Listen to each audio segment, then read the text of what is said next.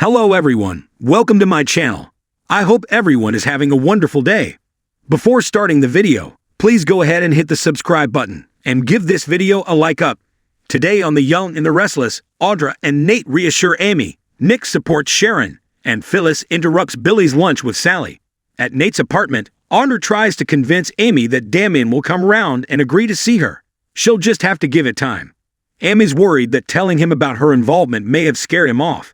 She recaps that he spiraled after losing his father. This was extreme. She can understand the temporary setback, but this was like he'd never recover. Nate wonders if time has dulled the pain. Amy's just afraid her fears will come true. She can't take losing him again. Audra reassures her by insisting Damien had to be affected on some level, knowing she was looking for him. Nate is sure Damien just needs time to cool down. Amy cries. Audra tells her that the feelings they shared will still be there.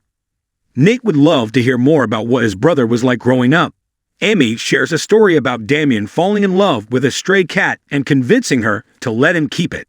She laughs over their panic trying to keep the cat a secret from her husband, until the cat made a surprise appearance during a movie night. Tearing up, Amy can't bear to think this is the end with her son. They were so close, and she loves him so much. Audra's sure he loves her too. She pulls Amy into a hug. Nate says he'll do everything he can to make sure it happens. Amy embraces him. In the park, Holden tells Damien they can't keep this charade up much longer. If he goes to meet Nate and Amy shows up, his cover will be completely blown. Damien smiles slyly. Not necessarily. Holden asks what he means. If his mother takes one look at him, it's over. Damien tells him he'll have to make sure that doesn't happen. Nate is after something, and he wants to know what it is. Holden will do his best. Damien has complete faith in him. I bet you can even get Nate to tell you everything, like what's really going on. Holden asks if he thinks he's trying to scam him. Damien's sure there has to be more to it than just trying to reunite him with his mom. He needs to know how he's connected to his mother and what he wants. Holden tells Damien they're still waiting on the background check on Nate. Damien questions his mother having connections in Genoa City. Holden suggests she could be a friend of Nate's mother. Damien supposes that's possible. Just then, Holden gets the new information on Nate Hastings via his phone. He reads that Nate was a surgeon before an accident sent him into the corporate world. His mother is a doctor. Damien wonders if Nate's mother knew his father. Holden reads that his father was Nathan Hastings, but he died when he was young. Damien frowns. This whole thing is still a mystery. At Billy's place, Sally's working when he comes in with food. She asks what took him so long. He says he used his time wisely while waiting by using her pep talk. He's keen on the media venture and getting Phyllis and Daniel to join him. Sally asks if he's sure that's a good idea.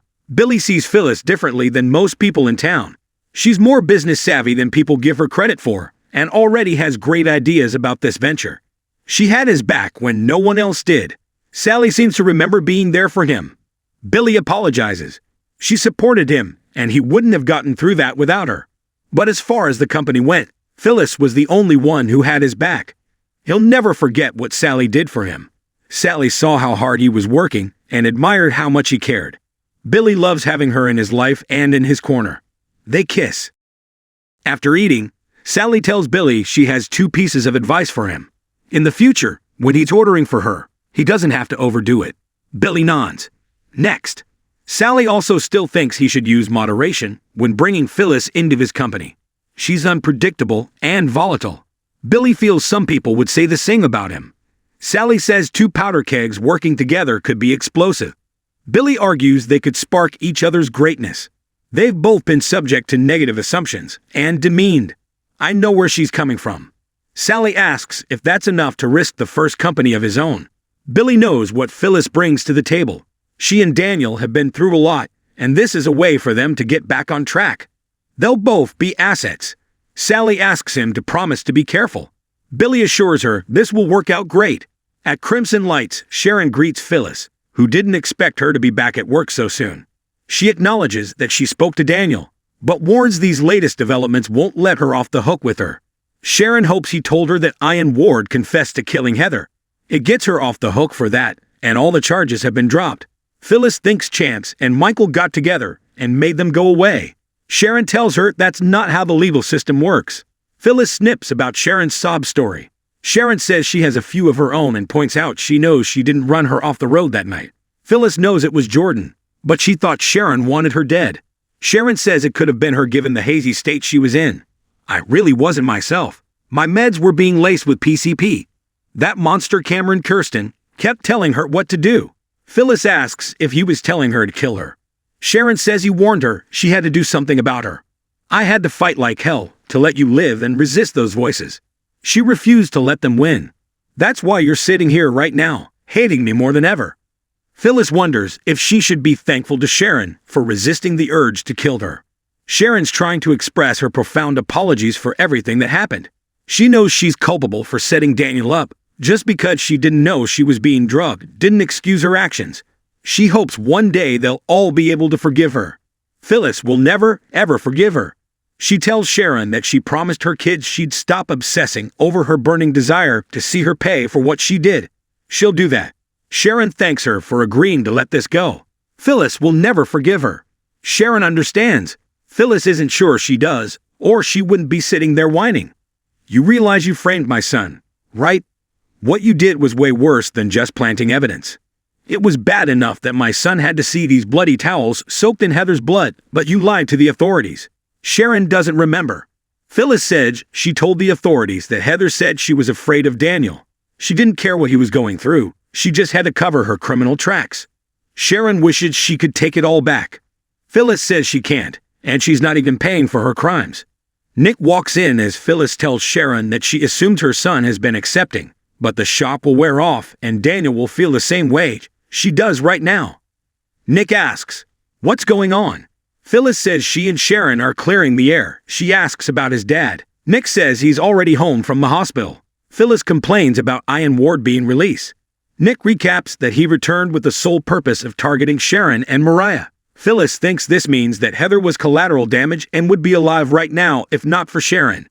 Nick says Summer told him she'd moved on from this. Phyllis has moved on. She was just clarifying things with Sharon. With that, she walks out. Sharon tells Nick she can't blame Phyllis for being a protective parent. She'd be the same. Nick doesn't think she'd be like Phyllis. They recap that she was drugged with PCP. He's sure Daniel will come around. Sharon thinks maybe Phyllis will follow suit if that happens. She worries the ordeal has caused a lot more psychological impact than she's had time to process. She has to focus on her own recovery. At Nate's place, he reminds Amy they knew there would be obstacles. They're asking a lot of Damien, who's been blindsided by the news she tracked him down. He's sure he'll change his mind. Amy hates that she keeps being pessimistic, but she doesn't have much time to wait. Audra doesn't want to think about that, and neither should Amy. At least, not right now. Amy says they can't ignore facts. Damien cut her off and created a life that didn't include her. Why would he change his mind? Nate's sure they just need to stay calm. He thinks Damien will do a background check on him. It will be easy for him to find out Amy worked for his father. Amy isn't sure why that matters. He couldn't find out she and Nathan were seeing each other. Nate says it will make him curious. He has a feeling they haven't seen the last of him. In the park, Holden has discovered that Amy worked for Nate's father before he was born. Damien knew she used to work in an office as an assistant. That has to be the connection to Nate, right? Holden nods. It's too coincidental for it not to be. At Billy's place, Sally's fortune cookie predicts she'll have great success in a new venture. Billy thinks it's impossible for her not to with her talent and style. Sally laughs that she was just reminded of the silly game where you put in bed on the end of the fortune. Bill predicts great success in that area too. The doorbell rings and Sally frowns as she hears Billy let Phyllis in. She asks if she's interrupting. Billy asks Phyllis how she got his new address. She says she's resourceful. That's why he hired her. She sits down and starts helping herself to the takeout, while telling Billy that she and Daniel are still pondering his offer. He's going to have to give them the hard sell. Sally decides to head out, so Billy walks her to the door. Phyllis hollers, "Goodbye," while wolfing down broccoli. Once alone, Phyllis tells Billy she loves his place. It really has a Billy Abbott vibe. He says Sally did everything in there. Phyllis didn't know their relationship had progressed that far. Billy reminds her, boundaries. She says, of course, I'm Firewall Phyllis. At Crimson Lights, Sharon tells Nick she's determined to get through this. He assures her she can lean on him or anyone else in the family. Sharon will never be able to thank him enough. They hug. At Nate's place, Audra and Amy discuss the younger woman's frustrating job search. Amy tells her not to sell herself short. She needs to hold out for the right opportunity. Nate agrees. Just then, he gets a call from Olden.